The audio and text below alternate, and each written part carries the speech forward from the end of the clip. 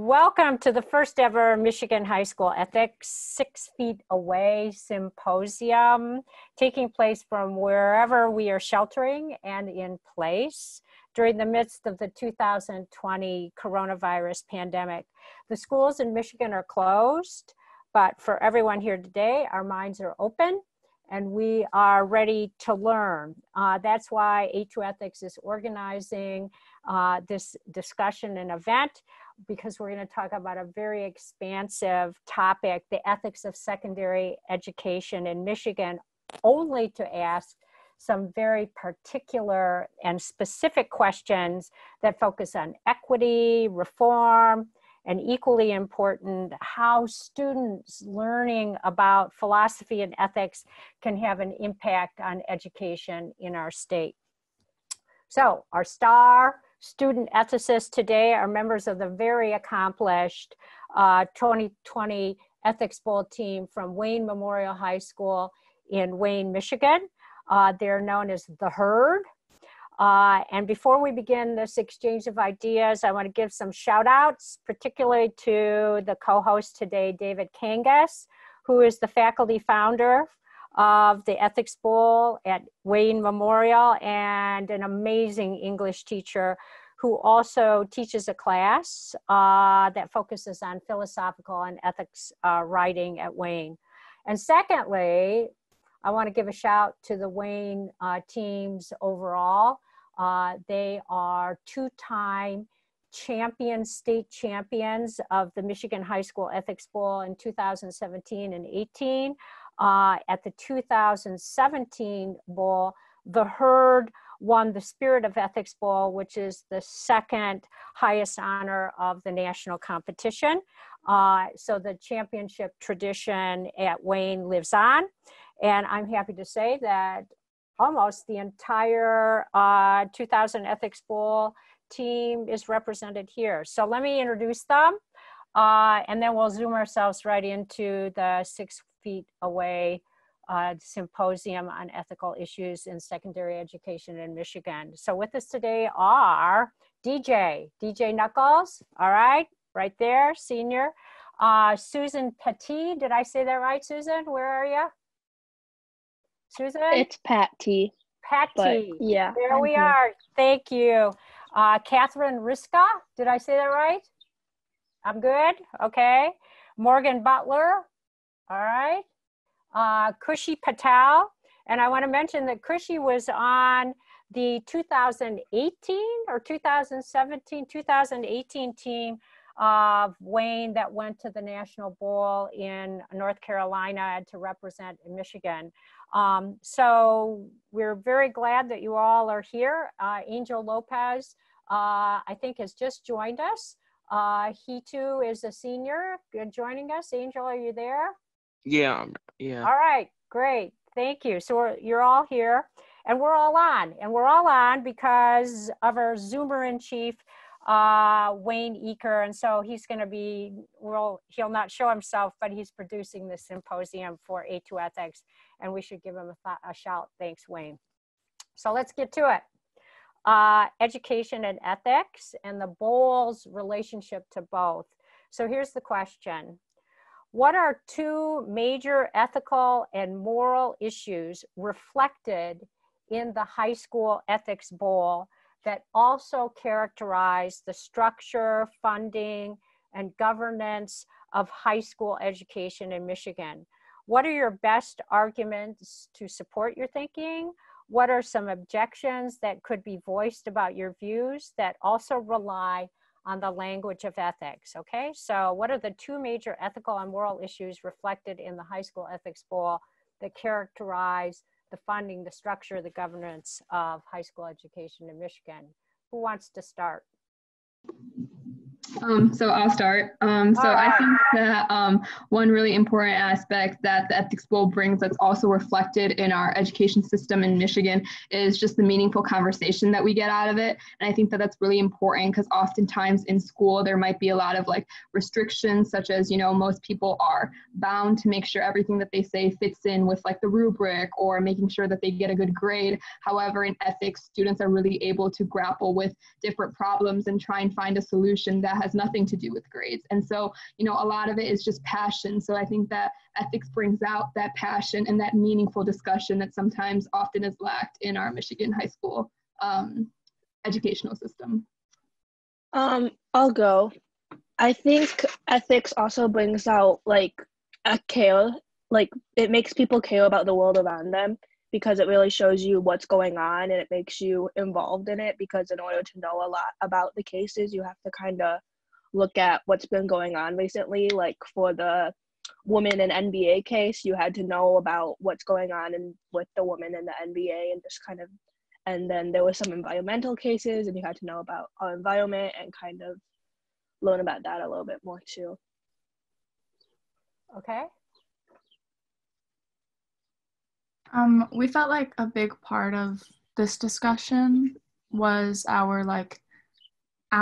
least our personal, like Wayne's personal, like free will in this and in our environment, in our school environment.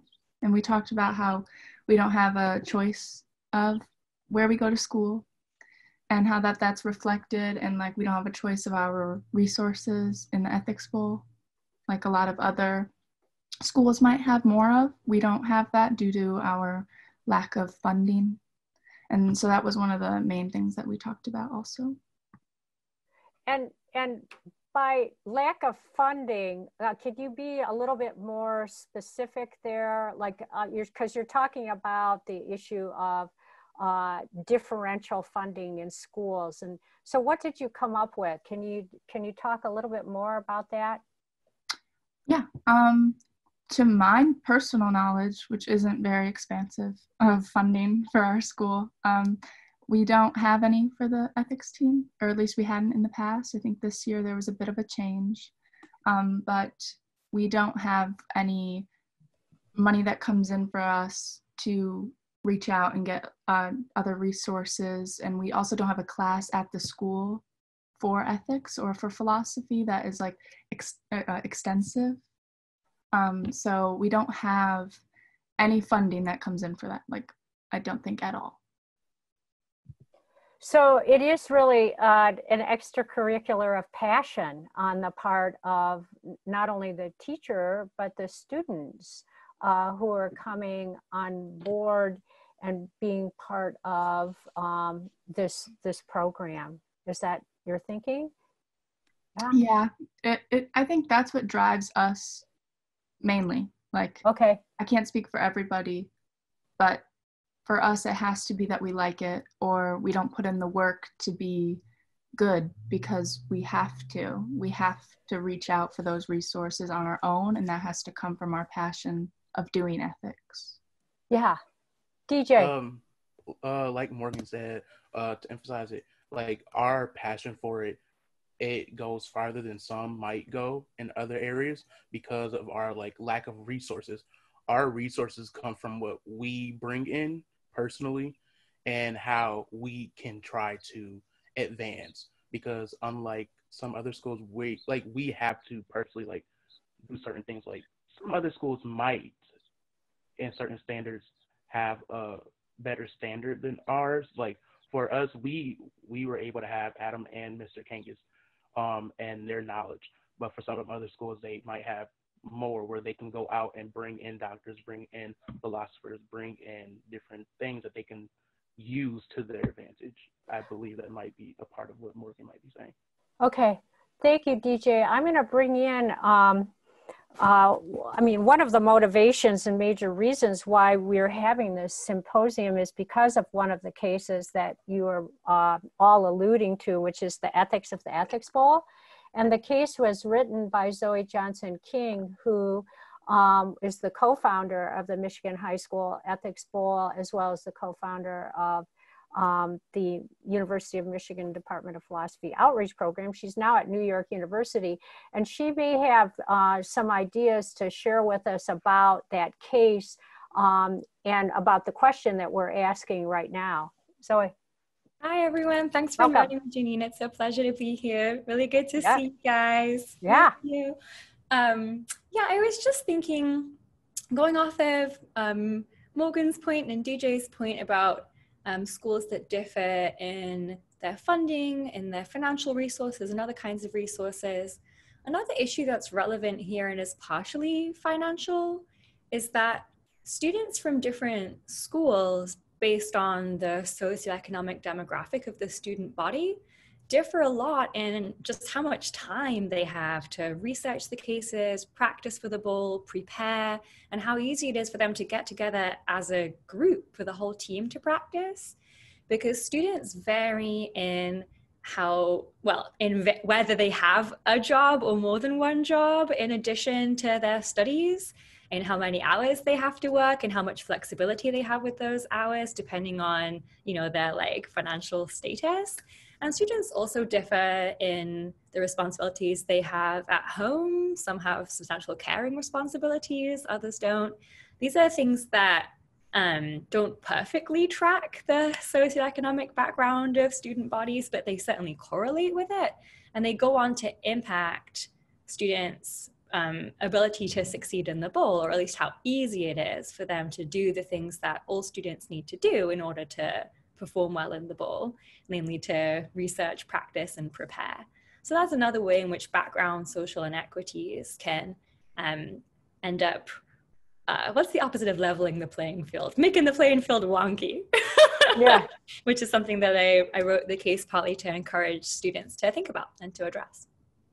Right. And do you have some additional comments to make based on what Zoe has just identified for you? Yeah, Kushi. I think how Zoe was talking about the playing field wonky, I think it's really important to recognize that there is a playing field offered to everyone. Everyone has the opportunity to be a part of ethics, but I think that the things that they put into kind of differs, which is why that playing field becomes wonky. And so, I think it's important to offer everyone the ability to perform in the bowl. And I think that A2 Ethics has done just that, but I think that some of the resources kind of need to be leveled out amongst different districts depending on the socioeconomic demographic that Zoe mentioned. I think there's another layer to it that we were sort of getting to, but I kind of talked about a little bit and DJ talked about a little, that there's also not an environment in our school that encourages ethics or ethical thinking with not having classes, but also we really don't have a lot of people that even know about the ethics team or have interest in joining it. And I think that adds another layer of making it hard for us to learn, because we don't have that environment that encourages us to learn or encourages us to do better. And I think that also makes it hard. Is that in part because there's an emphasis on other extracurriculars such as sport or some programs that are legacy programs because they've been around for a long time? Is that part of it? I think in a way, yeah. I do think that sports are more important to our school, but I think they're more accessible to a lot of kids also. I mean, we're you can play for free and stuff. So I think that draws people in right away, and it's so popular among other schools. And I mean, you have the football games and the basketball games and the soccer games, which everyone knows about.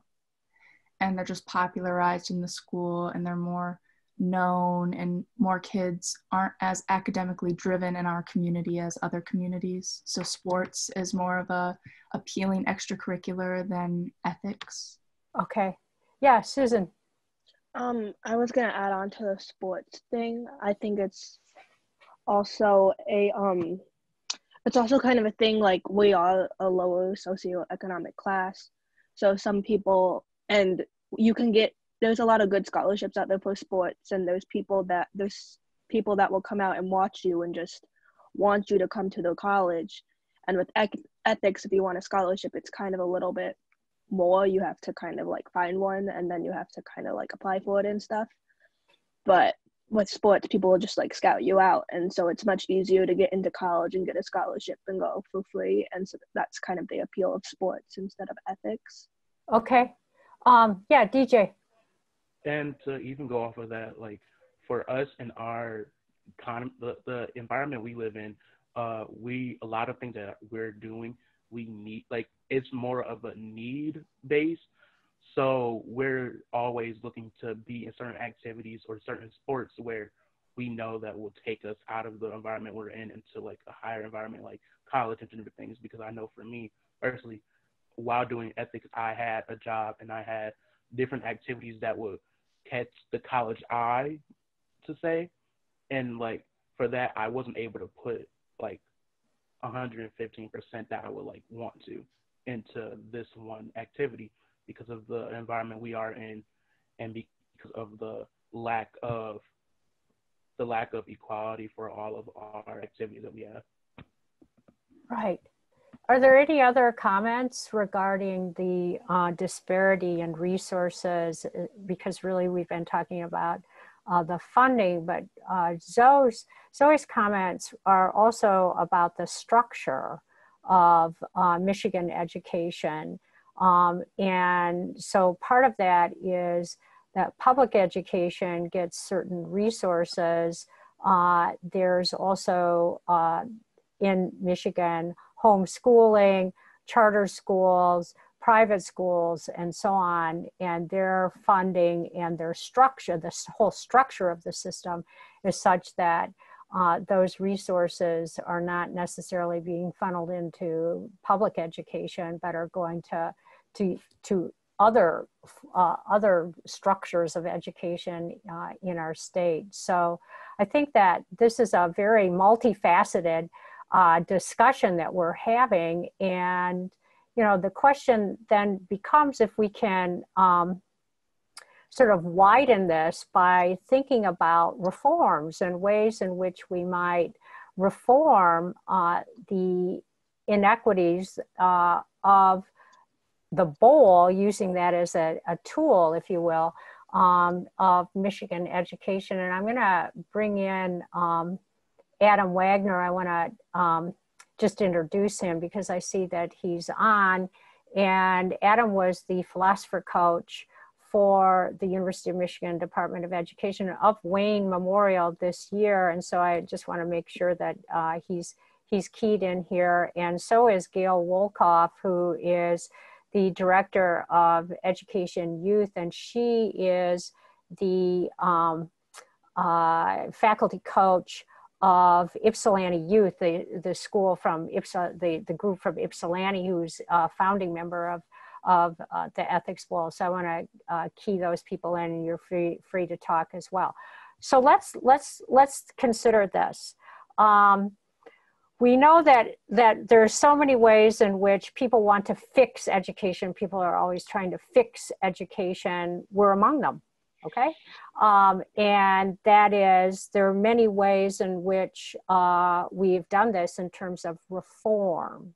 So let's think broadly first, and let's ask ourselves, what are the ethics of certain kinds of reform? So the way in which you might consider this is, would you regard charter schools or homeschooling as a beneficial or harmful reform in an ethical sense, okay? So we want to think about it not economically, not politically, but let's have our ethics headphones on and think about it from the standpoint of, is it a good ethics reform to have homeschooling, to have charter schools? And then let's talk a little bit about STEM education, which has been touted as a way to reform education by providing future employment. That's basically what we're talking about, that STEM education is a type of reform where education is a form of future employment, because in the future we're going to have need for engineers, science, mathematics, et cetera, and technology, okay? And then let's talk about the bowl as a form of reform. So let's just sort of get into this discussion of reforms in education and whether they're ethical. And let's use charter schools and homeschooling as our poster children. Go for it. So originally I actually did start off at a charter school. So for me, like coming from like a charter school to Wayne, there was a difference in how the resources I was given, I could see, I guess, because of the, like, for charter schools, like, things were very much like, oh, what do you need right now? What can I help you to get to college? It was always academic based for sure. And for it, like, the transition from Wayne is like very much the teachers do try their hardest to get you to where you want to be, but it's more of a you push rather than everyone around you can push you already to where you need to be, kind of thing. Okay. If that makes sense. Yep. So it's more self-motivation at Wayne is required Yes. than at the charter school. Yes, and that's In like your a experience. big part of it. Yes, and Okay. that's like a big part of everything with the equality at like Wayne is like, it's very much to where everyone's on the same playing field and that you have to personally push yourself up higher and higher to get to where you want to be versus a charter school, which was, I feel like, was a different scenario than a public school. Okay. And do you think that that experience with the charter school has an ethical dimension that is better, more beneficial, more harmful? I can say that the charter school did put a bubble around me. And for that, like, it was like, for me personally, like, that bubble that I had around me, like, was popped as soon as I got to Wayne, because of the moment it's like, oh, I need to experience this, and this of what someone that wouldn't have gone to a charter school would do. Because, like, the difference between, like, going to the charter school is, like, the charter school, they, like, almost hand things to you to say. While the public school, you're actually, like, fending for yourself. You need to do things that you need to experience rather than just see. One quick further dimension to think about in terms of charter schools, especially in Michigan, is that there are both nonprofit charter schools and there are for-profit charter schools. And Michigan actually has the highest percentage of for-profit charter schools in the country. I think it's something like 15% of charter schools in the country are for-profit, but 80% of them in Michigan are. So that means that the people that are running the charter schools, most of them in Michigan, are making money off of the charter school, and they're also getting public funds from them. So that's another thing to, I think that adds to the complexity of this ethical issue too. So I'm interested in what you all think about the schools being for-profit, especially at the high school level. But I think you can just imagine if you were trying to run a school where you were trying to make money versus you're running a school where you were not allowed to make any profit, that some of the ways that you would present the school, some of the ways that you would decide which students are in the school and which students aren't, who you invest in, are going to be very different. So for instance, if I'm running a for-profit charter school and I have a student who has a lot of difficulties and it's going to take a lot of resources to help them, that might be more of a financial decision that it's just not worth it than some other schools. Yeah, I mean, I think I'm going to weigh in myself on this issue, and I think that there are 2 points that I would like to make about it. That is, it is possible for for-profit charter schools to receive per pupil funding, but not necessarily have an on-the-ground or an actual facility. So one of the issues that we would think about in a for-profit setting is that a given charter school might have online resources and further would not be having teachers who are necessarily union teachers or teachers who are being paid the same amount of money that one would find in public schools. So that what you have is you have the opportunity in a for-profit setting if you are just interested in making money. And I don't want to pin that on everyone, because clearly there are charter schools that are for-profit that are interested in educating, and there are special needs programs that just have special needs children in them, and they are educators. So I don't want to make that generalization, but I also think that the incentives are different, so that you are not having as many facilities, nor are you paying the teachers as much. Your point, I think, was that there's an emphasis perhaps on not having special needs children in a given class because of the amount of resources that they need. So I'm just sort of adding some additional ideas to the concept of for-profit and nonprofit charter schools. Any other?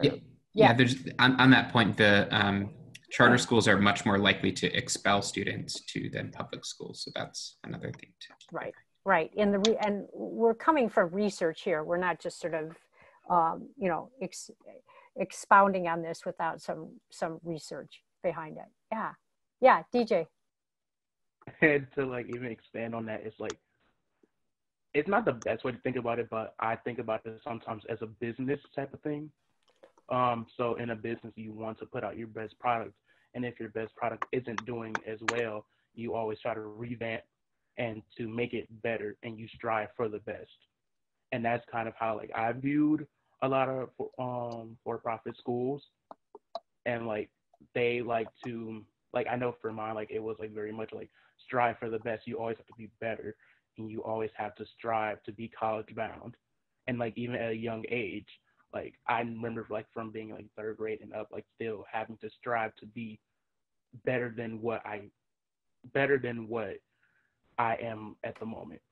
And that's a lot of times at charter schools where they want to make sure they are the best, and like they have the best students and they have the best things to get, which also like Ms. Janine talked about will give them the sedatives and yeah.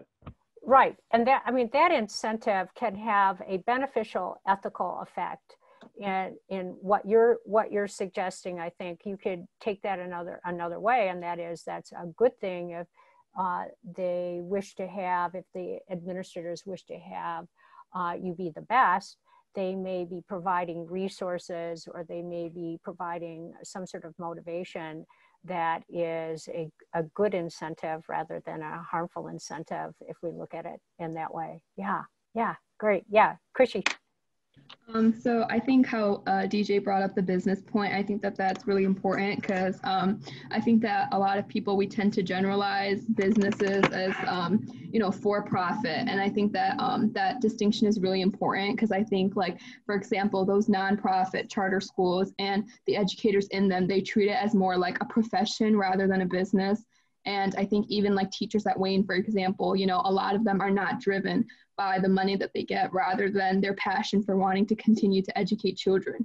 And so I think this connection can kind of even go as far as like some private colleges, for example. A lot of them continue to receive donations, or a lot of them receive those donations and then, possibly grant admission to legacy children. And so, if for perhaps like my dad donated $1 million to an institution, then my chances of admission might increase. And so I think that a lot of that is like self-interested. And so I think that many charter schools that are for profit, their motivation is driven by this money rather than their motivation being educating children.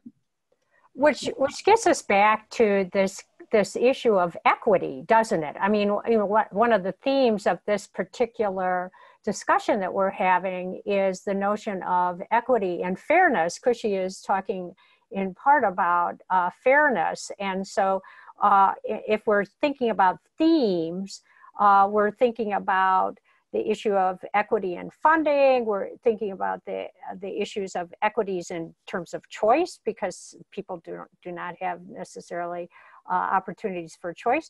We're thinking about self-motivation. How do you have a self-motivated student, or how do you motivate students? That's also an issue. How much autonomy do you afford? So these are all themes that we're beginning to draw on as we move through this discussion. Yeah, Zoe. I was just going to say, picking up on the equity idea, we've been talking a bunch about charter schools over the past few minutes. But Janine's question was also about homeschools, or homeschooling children. And I figure it's worth pointing out that since we're having this conversation in the midst of a global pandemic, everyone's homeschooling now.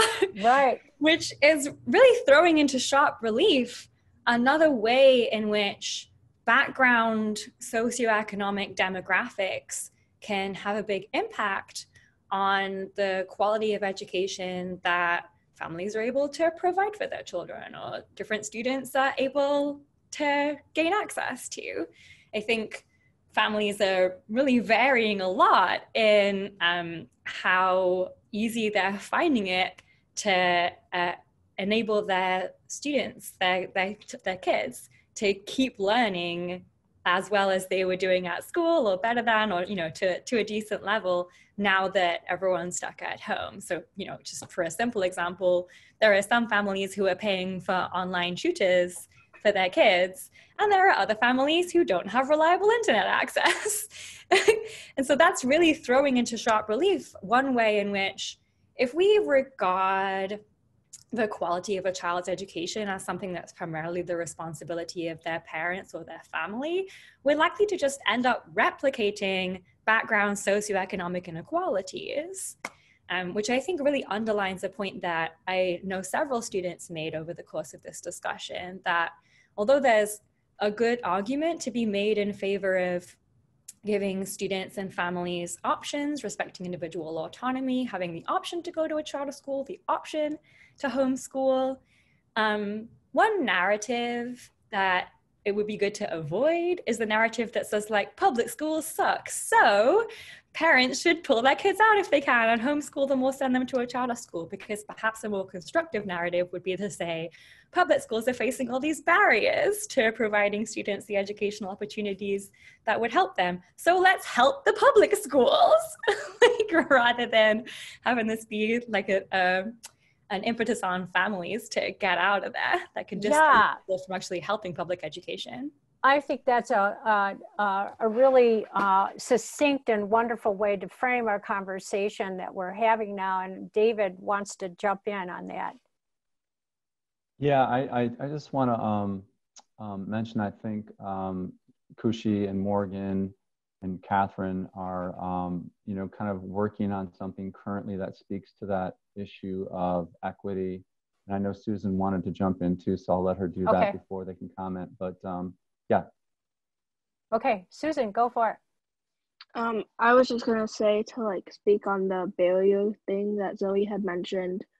I know a lot of people use public school because they have a sport that they do that requires them to be there a lot. So some people they want to professionally be a gymnast or a football player, and if you do that outside of school, that requires a lot of time, and it's important to have the homeschool kind of thing. But it's also important for everybody to have access to it. So it should definitely be a thing where we can all have something so we can do it. So how about, do you want to talk a little bit about the initiatives that some of you are taking on? So let me kind of frame it really quickly for everybody. So someone put this pretty well a couple of days ago, another teacher, about how this pandemic is kind of like an X-ray. And it kind of gets at some of the underlying structures that we kind of take for granted on a daily basis. And so one of them is, now that school technically is finished, teachers are not entering grades. We can't assign any extra work for grades. So basically school is finished. So some students are kind of trying to negotiate that space. As Zoe mentioned, that's very different depending on your zip code. So this group here, though, has taken on some initiatives, varying ones that are ethical in nature. And so I'll kind of wait for them to kind of jump in on kind of some of the things that they're working on. But I would like to hear, maybe describe what you're doing so you can kind of inform everybody, and then how you think it's kind of an ethical initiative, if you will.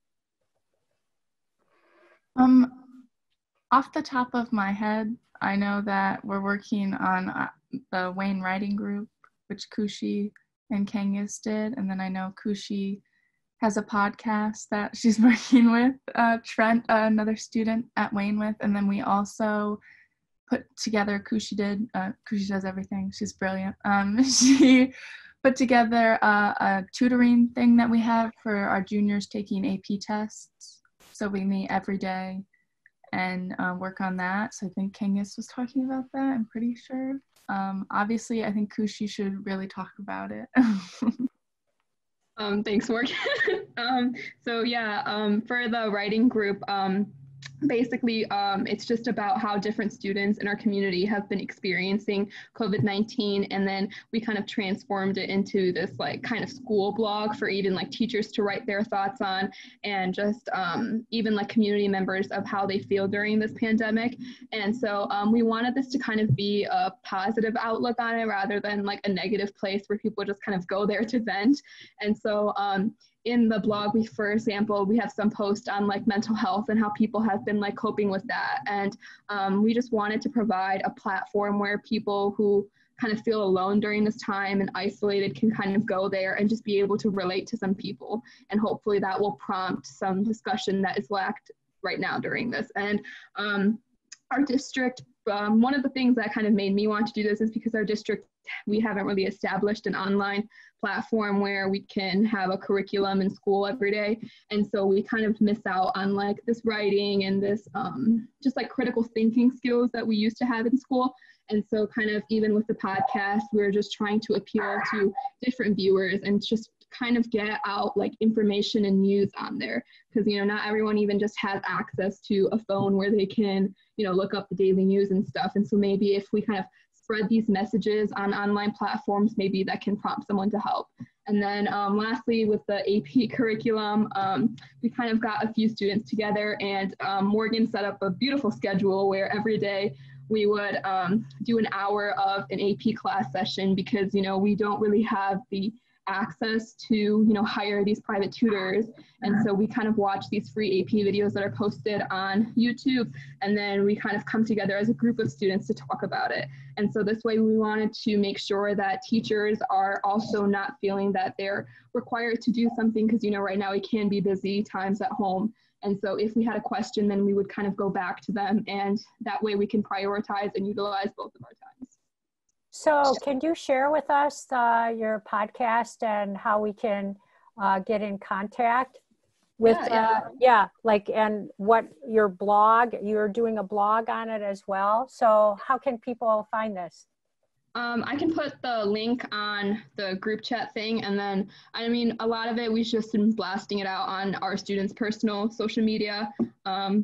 Just linking it out on different, like Twitter, Instagram, Snapchat. Okay. All right, others, who else is working on this project? Catherine has wrote a few pieces. Morgan is kind of our editor for our Wayne writing group, and so she kind of looks over the pieces before we publish them onto the blog. And then for our podcast, we just put out our first episode today morning, and so our next episode is going to be focused on the American people, and so we really want to get like testimonials from people in our community as well. Well, that sounds terrific, and I think that it allows us to get into our final questions. And one of the questions is that of, are there other topics that you would like to talk about that are important to you? Kushi has brought up what she's doing, and David has given us an opening about what different students are doing that has an ethical bent during this time. Are there other important topics that you would like to share with us or talk about that are ethical in nature? So I was wondering, you know, I've heard people in the past and then also in this group talk about how ethics, what we do during the Ethics Bowl season, the learning, the coaching, the competition, kind of reframes the means towards an end issue, like what we do when we learn and why we learn and how we learn. So I was wondering if you might comment on a little bit about that. Would anyone like to dig in? Yeah, Morgan.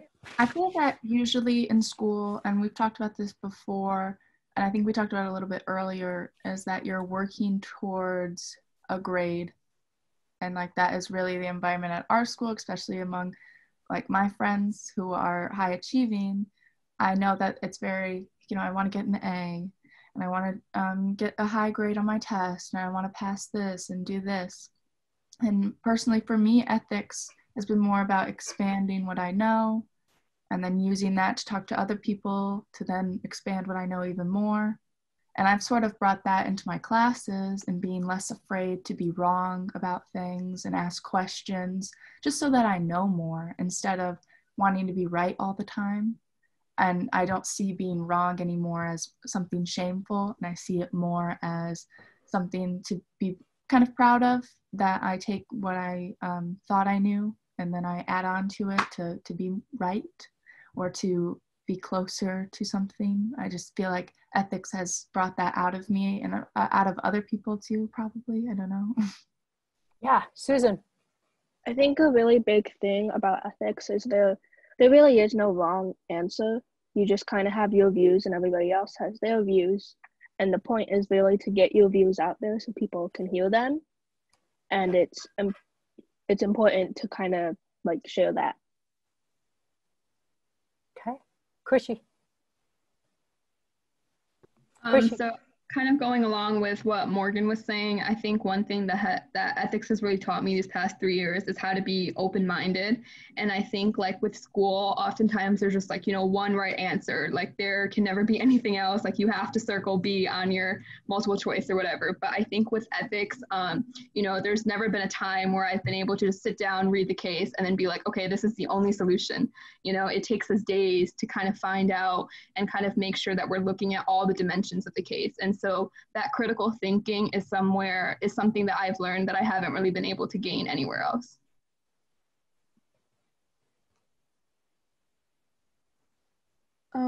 I think that an incentive a lot of people would join ethics for is oh, it looks good on college applications, and it does. But if I wanted to have my transcript and my college resume just look really good, I would just stack things up so it looks like I'm really involved. But I didn't join ethics so it looked good. I joined ethics because I wanted to expand my thinking, a lot like what Morgan said.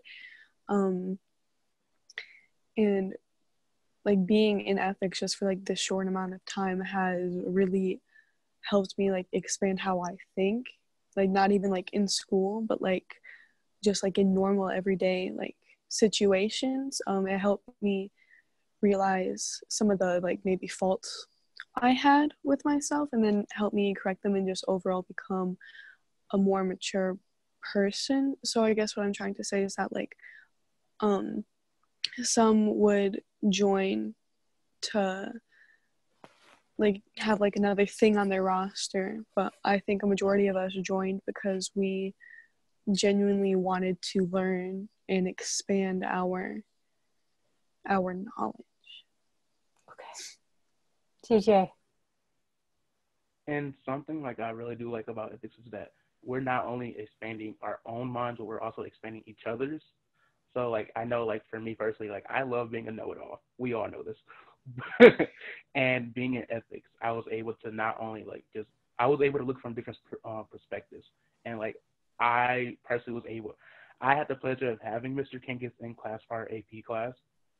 So I was able to use what I've gotten after school in ethics in class and help others, and also just use it throughout everything, because I was I'm also in many clubs and in our own Senate and things. We were able, Kushi was also able to bring it to our Senate and things. And it's being in ethics isn't about what you think is right or wrong, but it's about what you can come together as a group and learn rather than just go for the grade. It's about expanding each other's minds and expanding your own thinking to be a better person morally and ethically, and to just look at the world in a broader look, but also looking at the deep fine details at that. So being in ethics, you're able to just not think about the grade and think about, oh, I just need to learn this to get this to get an A on this test. But it's about actually expanding on your own thinking to make yourself a better person along with the people around you. So right now we've covered so much wonderful ground, and I have to respond, or not respond, just sort of comment on these last two sort of paeans to ethics as a unique kind of education for high school students, and how it is that not only are you helping yourselves through the kinds of thinking processes, both the theories and the practices, but you're also enriching other people's lives, and you're encompassing others in that discussion. And this is truly remarkable, and I think that it attests to the reasons why each of us is committed to the BOL program and to philosophy and ethics education. At the same time, it's our hope that we can, as ethicists, improve on the inequities and discuss choice in a way which is beneficial for all, and autonomy is beneficial for all, and at the same time be more inclusive, because obviously the big theme of this is that of income inequality and equity in the schools, and how it is that we rely on schools to make us mobile in our society, and how problematic that is today. And so I think that all of these themes that we're bringing up are really quite rich. And I would ask you to do one more thing, and that is, we would like to give this to policymakers and education leaders in Michigan.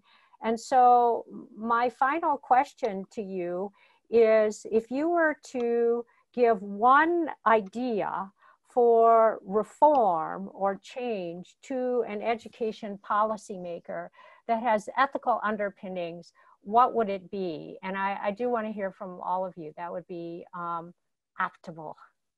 So DJ, I'm going to start with you. You've been very eloquent. Yeah. Okay, so one thing I would say is that you have to remember that it's not about what you yourself think is right. It's about what route can you take to make sure everyone that is being affected by this can come out with a better opportunity of what is happening, especially like right now with what's happening with COVID-19 and everything. I feel like right now this is a big time for a lot of people to realize the education, especially the education like rule makers, like the things that we need to know right now is that many people are being affected, and that it's not just one source, it's also like not only the students but also the teachers, also the parents, and like it's many people that are being affected by this. So right now you need to realize that the route you're taking can expand, that you can always expand on what you're thinking with the help of others. There was anything that I would say, I may want more funding for extracurriculars like ethics that are more focused like on, like they're intellectually like driven rather than like sports, just because environments like ours, like I said earlier, don't promote it.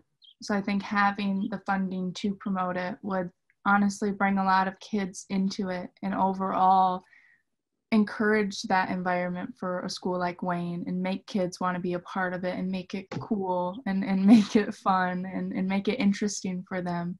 And I think overall, if everybody were choosing to spend their time outside of school on stuff like that, in school would be impacted too, and more kids would want to bring that into school and just enrich their learning, like I think ethics has for us.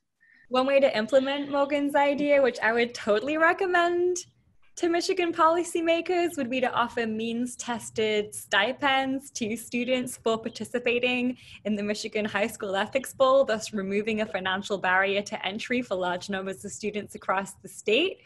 Of course, I would also encourage Michigan policymakers to send some funding to the University of Michigan Department of Philosophy Outreach Program, earmarked specifically for Ethics Bowl and for coaching in Title I schools and schools with other socioeconomic challenges.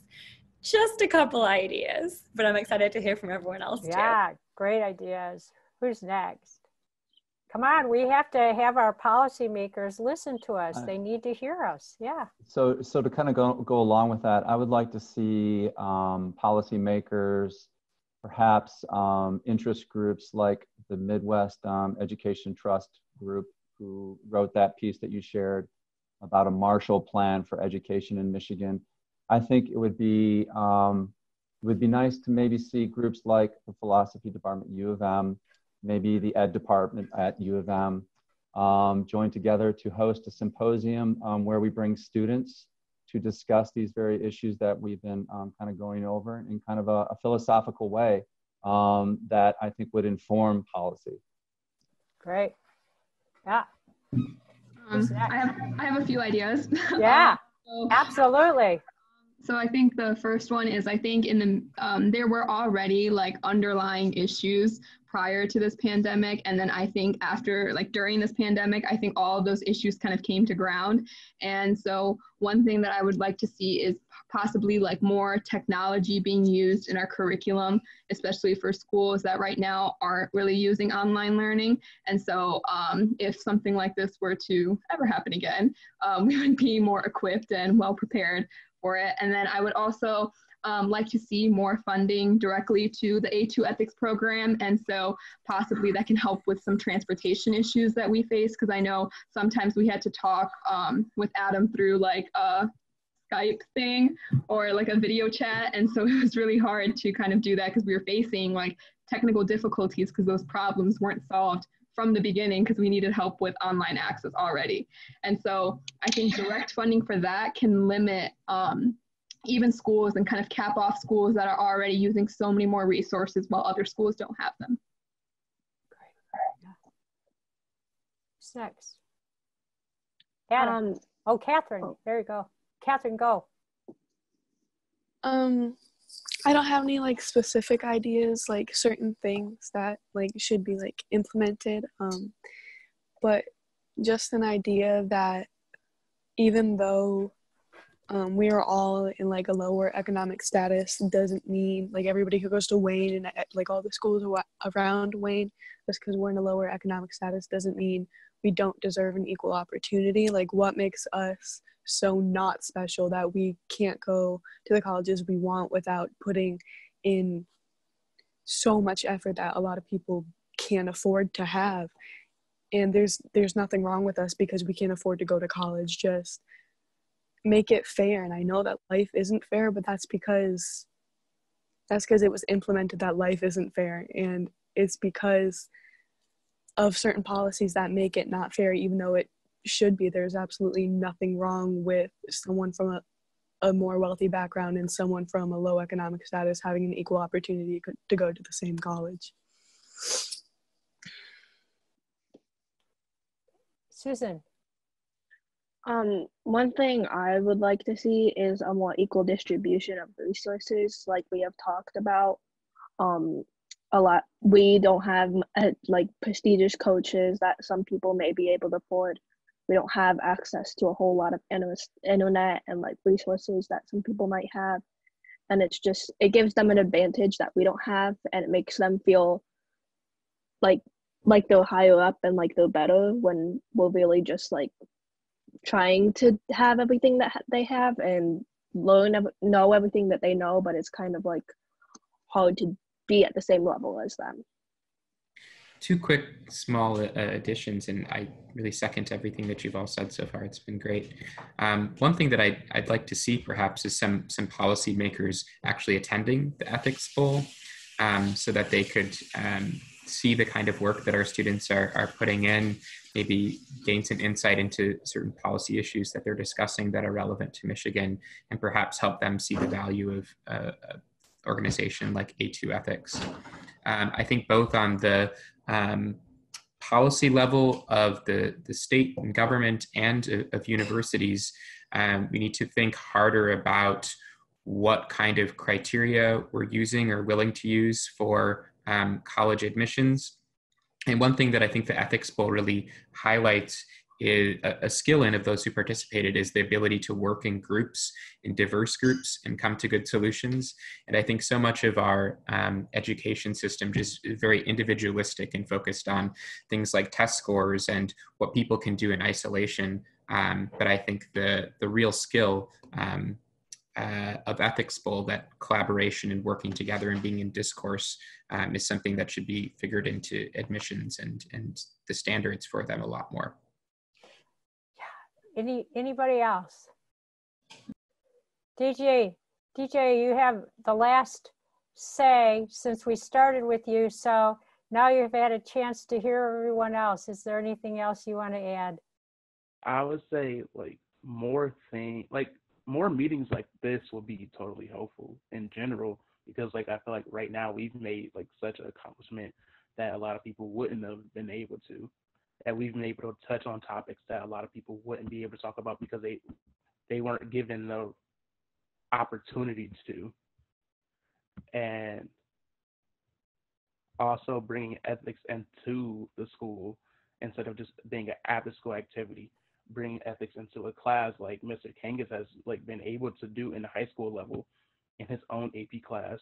And I feel like it shouldn't only be limited to the AP class, because I know a lot of kids in the AP class only believe that like they can be in the AP class if they're smart enough or if their test scores are super high, when in reality it really isn't. That we're able to be in an environment where everyone can feel as though they can take the opportunity if it's given, when it's given to them, and also to make the opportunity, because not all, like I believe it was Captain saying that not like life isn't fair all the time, but that's only because we don't make it fair. I think that we're all about trying to make it fair today in this conversation. I want to thank the 2020 Wayne Memorial High School Ethics Bowl team and their teacher, David Kangas, and our guests, Zoe Johnson-King and Adam Wagner, and Gail Wolkoff, I know, has been listening in, and to all of the philosophers in us for the first 6 Feet Away symposium. This is a very fraught. Thank you for organizing this. Woo, good. This is a very fraught and fragile time. Yeah.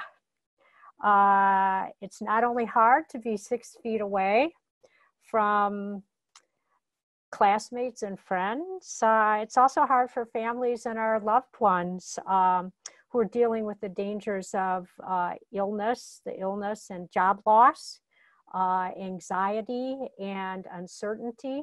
I know that given what you are trying to do in your podcast and working together as a team, that you have asked the question, as we should all be asking ourselves the question of what am I doing and what did I do during the pandemic?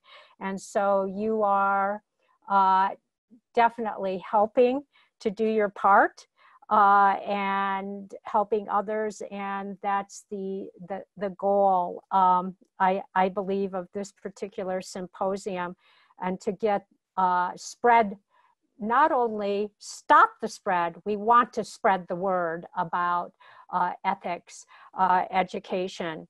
On a personal note, I think I feel very heartened and encouraged that we have students like the Wayne Bowl team, and who, as you graduate, you're going to move into positions of leadership, I have no doubt, and you're going to apply your training and your knowledge to respond to the question of education, and also what we did during the pandemic, and that you will include ethics and ethics practices in your thinking and in your actions. At the same time, I think that we should be asking ourselves, what are we going to do and should we do during an era of pandemics? This is not going to be the last, and so I really feel positive and, as I said, encouraged about the next generation, that you will be dealing with an era of pandemics, and you will do so thinking about ethical issues. So go, be, and stay well to all of you and your loved ones, and to everyone in our community. Thank you very much.